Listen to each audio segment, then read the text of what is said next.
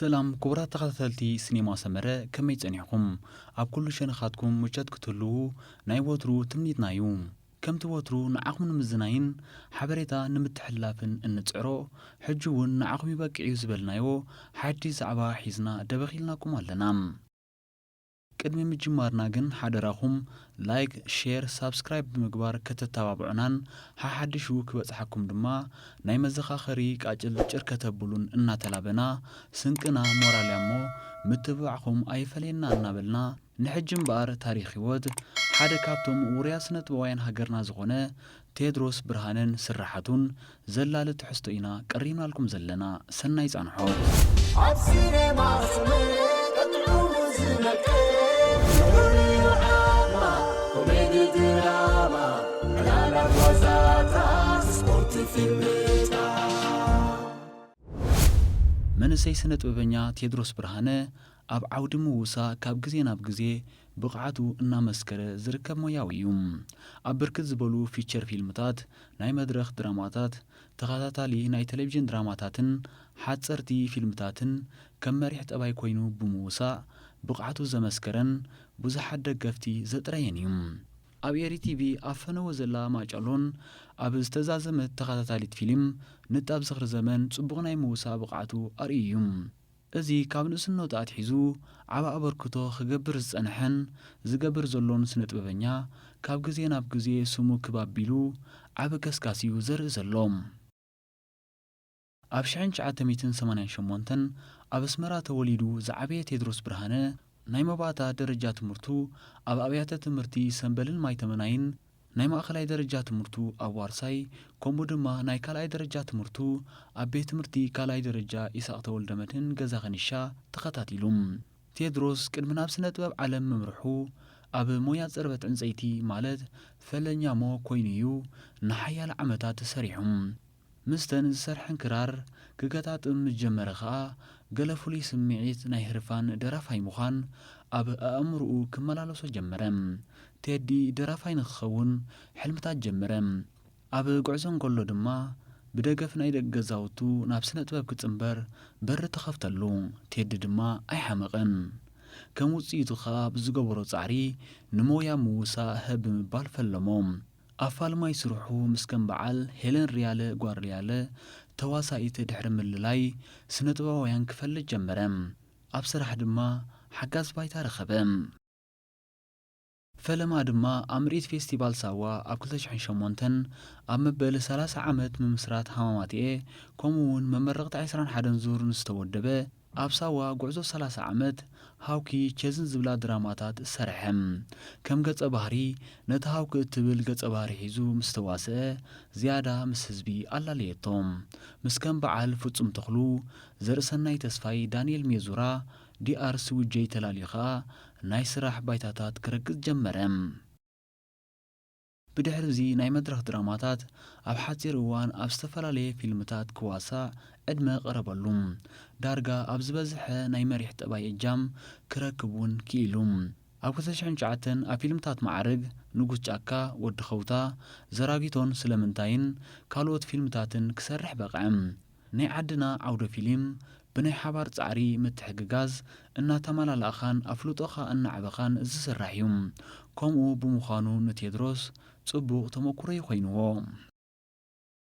ኣብዘን ፊልምታት ድማ ዝተፈላለዩ ጠባያት ብምልባስ እዩ ስሙ ክዕቢ ኽኢሉ ንኣብነት ኣብታ ብኢንጂነር ፍስሓ ተደሪሳ ብዲኣር ስውጀይ ዝተኣለየት ፊልም ንጉስ ጫካ ኣብ ሓደ ዓዲ ብዓመት ዝተወልደ ወዲ ሽፍታን ካብቲ ማሕበረሰብ ዝገጥሞ ብድሆታትን ንምፍታሕ ዝቃለስ ጠባይ ሒዙ እዩ ዝዋሳ እቲ ጠባይ ብሰንኪ ድሕረ ባይትኡ ነታ ዝሓረያ ጓል ክምርዖ ስለ ዘይተፈቕደሉ ነታ ጓል ጨውዩ ብምውሳድ ስብእነቱ ከርኢ ይፍትን ኣንጻር ትጽቢት ናይቲ ሕብረተሰብ ግን ዝኾነ ዓመፅ ከይፈጸመ ፍቕሩን ሓልየቱን ከርእያ እተንጸባርቕ እያ ኣብታ ብንሆም ኣብርሃም ዝተኣለየት ፊልም ማዕርግ ድማ ከም ሓደ ተደርቢ ድሕሪ ምርካቡ ብሓንቲ ስድራ እናተናበየ ዝዓበየ ጠባይ ኮይኑ ኣብ ህይወት ንዘጋንፎ ጸገም ሰጊሩ ናብ ዓወት ክበጽሕ እተርእያ ኣብ ፍቕራዊ ዛንታ ዘተኰረት ምስ ህብብቲ ተዋሳኢት ዊንታ ኣበራ ዝተሰርሐት እያ ነይራ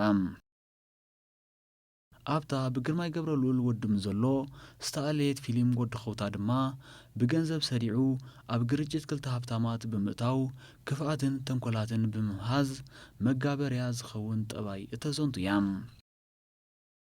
ቴድሮስ ድሕሪ ዘን ስራሓት ካብ ስነ ጥበብ ዓለም ተገሊሉ ድሕሪ ምጽናሕ ብሓድሽ መንፈስ ድሕሪ 2012 ኣብ ዝተፈላለዩ ስራሓት ተሳተፈ። ኣብ ፊልምታት ቅዱስ፣ ሌላ፣ ትካቦ፣ ኦሮማይ፣ ሮጾራን ካልእን ከዓ ክሰርሕ ተራእየ። ከምኡውን ኣብ ዘይስገር ዶብ፣ ባጊ፣ ብእንግሊዝ ተሰርሐት ኣፈዲኡ ወዘተ ኣብ ዘርእስተን ፊልምታት ሰርሐ። ብተወሳኺ ኣብ ሓጻር ፊልም ተረፍን ካልኦትን ስራሓት ተዋስአ። እቲ ኣብተን ፊልምታት ዝተላበሶ ገጸ ባህርያት ከዓ ኣብታ ብዘርእሰናይ ዓንደ ብርሃን ዝተደርሰትን ዝተኣለየትን ፊልም ሌላ ከም ሓደ ብሱልን ዘማዛዝንን ኣፍቃሪ ኮይኑ ክሰርሕ እንከሎ እቲ ገጸ ባህሪ ምስ ሓንቲ ብስእነት ፍቕርን ክንክንን እምብዛ ተጠራጣሪትን ተቋጻጻሪትን ኣፍቃሪቱ ህይወቱ ዝርግርግ ዝኣትዎ እዩ። ነቲ ብድሆታት ሰጊሩ ጥዑይ ዝምድና ንምርካብ ዝገብሮ ቃልሲ እተርእያ። እዛ ፊልም ንቴድሮስ ከም ብሓድሽ ናብ ህዝቢ ዘራኸበቶን ሽሙ ዝመለሰትን ስራሕያ ነይራ። ካልእ ኣብታ ብእሰይ ተስፋ ጋብር ተደሪሳ ብመርሃዊ መለስ ዝተኣለየት ፊልም ረጾራ ከም ሓደ ጋዜጠኛ ኮይኑ ሰሪሑ። እቲ ጠባይ ንሓንቲ ግፍዕን በደልን ዘጋጠማ ጓል ኣንስተይቲ ክሕግዝ ዝገብሮ ጻዕሪ እተርእያ። ኣብ ሓውሲ ከተማ ኤደንያ ተሰሪሓ። ካብቲ ልሙድ ምከናታት ውፅኢላ ዝተሰርሐት እያ ነይራ። ምስ በዓል ሳሮን በረኸት ዝተሰርሐት ፊልም እያ። ጽቡቕ ተቐባልነት ዝነበራ ስራሕ እውን እያ። ቴድሮስ ኣብ ተኸታታሊ ፊልምታት እውን ጽቡቕ ገስጋስዩ ኣርእዩ።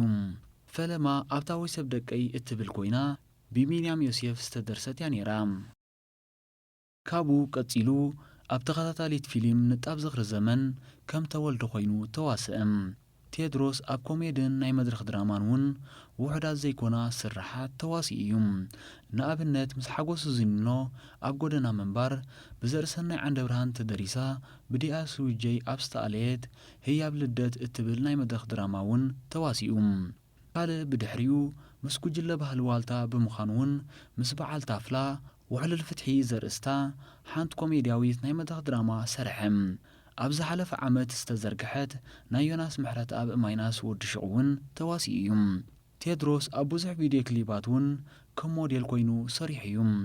ኣብ ናይ በረኸት መንግስቲ ኣብ ደናይት ዮሃንስ፣ ሄለን መለስ፣ ጊዶውን፣ ፊዮርን ፌሩስ ተስፋኣለምን ከዓ ተዋሲኡ ይርከብ። ቴድሮስ ብርክት ዝበሉ ስራሓት ኣሰኒ ክነሱ በቲ ሞይኡ ከይዓገበ ዓበ ራእይ ክጭብጥ እዩ ዝህቅን። ብጉዳይ ዘሎ ህሉ ኩነታት ስነ ጥበብ ክዛረብ እንከሎ ከዓ ከምዚ ይብል። ስነ ጥበብ ከም ዓቕሚ ኣዝዩ ከረብሕ ዝግብኦ ዓውዲ እዩ። ብዝተፈላለየ ምኽንያታት ብፍላይ ብናይ ምዝርጋሕ ጸገማትን ስርቅን ግን ደጊምካ ክሰርሓሉ ዘይድርኽ ደረጃ እዩ ዘለዎ። ብፍላይ እቶም ኣፍረይቲ ፊልምታት እንትርፎ ናብ ክሳራ ናብ ቁጠባዊ ረብሓ ክኣትዉ ኣይከኣሉን። ከምኡ ብምዃኑ ከዓ ንኹሎም ናይቲ ዓውዲ ተሳተፍቲ ዘይረብሕ ኮይኑሎም። ኣብዚ እዋን እዚ ከዓ ፊቸር ፊልም ዳርጋ ፈጺሙ ኣብ ዘይስራሓሉ ደረጃ እዩ ተበፂሑ ዘሎ።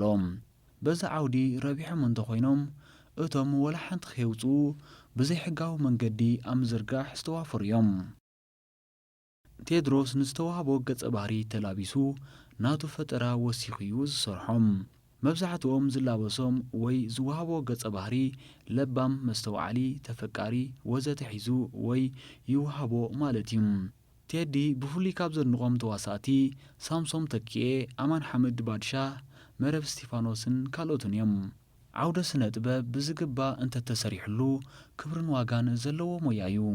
ትካላዊ ኣሰራርሓ ዝያዳ ሓይሉ ኣድማዕ እዋን ዝመጸሉ ግዜ ክህሉ እዩ።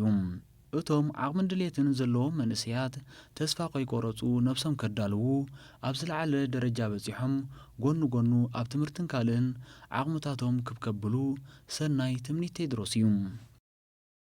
እዚ ጥዑምን ትሑትን መንእሰይ ኣብዚ ግዜ እዚ ምስ ሓዳሩን ደቁን ፊልምታት እናሰርሐ ይቕጽል ኣሎ። ንሕና ብወገንና ኣብ ስርሑ ዓወትና ሳልጦን ኢና ንምነየሉ። ዝኸበርኩም ተኸታተልትና ንሎሚ ዝበልናዮ ትሕዝቶ እዚ ሰማዕኹሞ እዩ ነይሩ። በዚ እንቅርበልኩም ዘለና መደባት ዓጊብኩም ክትኮኑ ሙሉእ ተስፋና ኣብ ቀጻሊ ብኻልእን ሓድሽን ትሕዝቶ ክሳብ ንምለሰኩም በቶም ካልኦት መደባትና ክትዘናግዑ ሰናይ ምንየትና እዩ።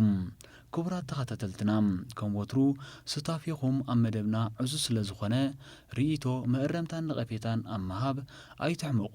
ከምኡውን ብወገንና ክቐርብ ኣለዎ እትብልዎ መደባት ጆባ ክንብለኩም ወትሩ ቅርባት ኢና እሞ ከይተሰከፍኩም ሓብሩና።